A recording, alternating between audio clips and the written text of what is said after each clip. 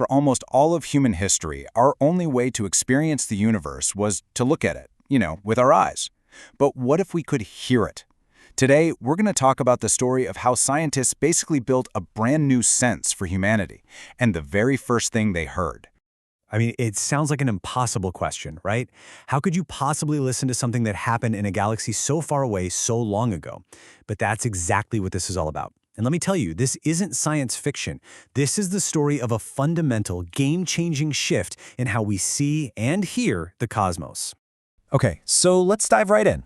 To even begin to understand how we can hear a black hole collision, we got to go back, way back, over a century, to a prediction from none other than Albert Einstein about something he called cosmic ripples. So what in the world is a gravitational wave? The first thing you need to do is forget everything you know about waves, like waves in the ocean or sound waves moving through the air. This is something way more fundamental. It's a real disturbance, a literal ripple in the very fabric of space-time itself. And this, right here, is the key idea that you have to wrap your head around. It's not like a boat making waves on the ocean. These waves are the ocean. They aren't traveling through space, they are waves of space. The universe itself is literally stretching and squeezing as one of these things passes by. Wild, right? So Einstein predicted these things would exist all the way back in 1916. It was just a natural consequence of his epic theory of general relativity. But for 100 years, that's all it was, an amazing idea on a piece of paper. And why?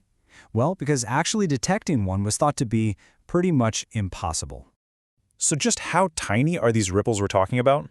Well, this number, 10 to the minus 21, gives you a clue. That's the strain, or the amount of stretching they cause. To put that into perspective, if a gravitational wave passed through you right now, it would stretch and squeeze the entire planet by less than the width of an atom. Trying to measure that is like trying to hear a single feather drop in the middle of a hurricane. Okay, so how on earth do you build a machine sensitive enough to measure a distortion in space-time that small? Well, that brings us to the next chapter of our story, building an absolutely incredible machine to do the impossible. The answer is a truly brilliant piece of technology called an interferometer. And the specific one we're talking about is the Laser Interferometer Gravitational Wave Observatory, or LIGO for short. It is, without a doubt, one of the most precise measuring devices humanity has ever built. So the basic idea behind it is actually surprisingly simple. You take a powerful laser and you split it into two identical beams. Those beams then shoot down two super long arms, we're talking 4 kilometers long, that are at right angles to each other. At the end, they bounce off these incredibly precise mirrors and then travel all the way back to meet up at a detector. And here's where the magic happens, the moment of truth. Under normal conditions, with no gravitational waves, the two returning laser beams are set up so that they perfectly cancel each other out. So the detector sees nothing, just darkness. But, and this is the absolute genius of it, if a gravitational wave passes by, it will ever so slightly stretch one arm and squeeze the other. Now the two light beams are out of sync. They no longer cancel out. And for a split second, the detector sees a flash of light. That's it. That's the signal. And the level of sensitivity we're talking about here is it's staggering. LIGO can detect a change in the length of its 4-kilometer arms that is 1/1000th width of a single proton. That is an almost impossible level of precision. It's just mind-boggling. So, for decades, scientists built and tweaked and upgraded these incredible machines. They were just listening in total darkness, waiting for a signal that might never come. And then, one morning in 2015, after a century of waiting, the universe finally spoke. You can't make this up. Just days after they flipped the switch on the newly upgraded advanced LIGO, a signal came through. On September 14, 2015, this perfect little chirp sound was recorded at the detector in Louisiana. And then, just 7 milliseconds later, the exact same chirp was recorded in Washington state. It was the smoking gun. After months of checking and rechecking every little detail, they announced it to the world. They had done it. So what exactly did they hear? Well, that little chirp told the most incredible story. It was the sound of the final violent moments of two massive black holes.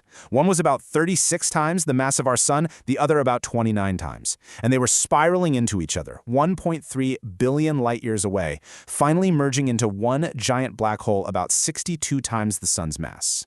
But wait a second. Do the math. 36 plus 29, that's 65, not 62. So where did the missing 3 solar masses go?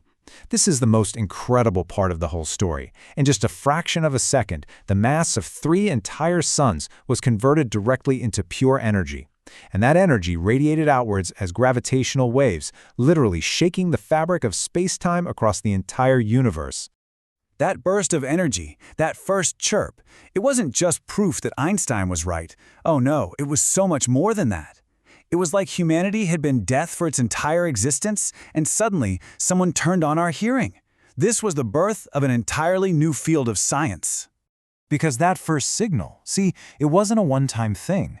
It was like the first drop of rain before a downpour. The long hunt for the discovery was finally over, and the era of gravitational wave astronomy had officially begun. The floodgates of data were about to burst open. And the growth since then has been absolutely explosive. That first observing run, they found just 3 events. Pretty cool. By the third run, a few years later, that number jumped to 90. The latest run has found well over 100 more. We've gone from a single, historic discovery to a massive catalog of cosmic collisions in less than a decade. So, what can we do with this new sense? We can now directly watch black holes, these things that give off no light, smash into each other. We've seen neutron stars merge, confirming that's how heavy elements like gold and platinum are made. We can even use these events as a new kind of cosmic measuring tape to track how fast the universe is expanding. It's a whole new toolkit for understanding the cosmos. And believe it or not, this is just the beginning. The next generation of detectors is already in the works. We're talking about things like LISA, which will be a giant triangular observatory in space, listening for the super low rumble of supermassive black holes. And even bigger, more sensitive detectors here on the ground.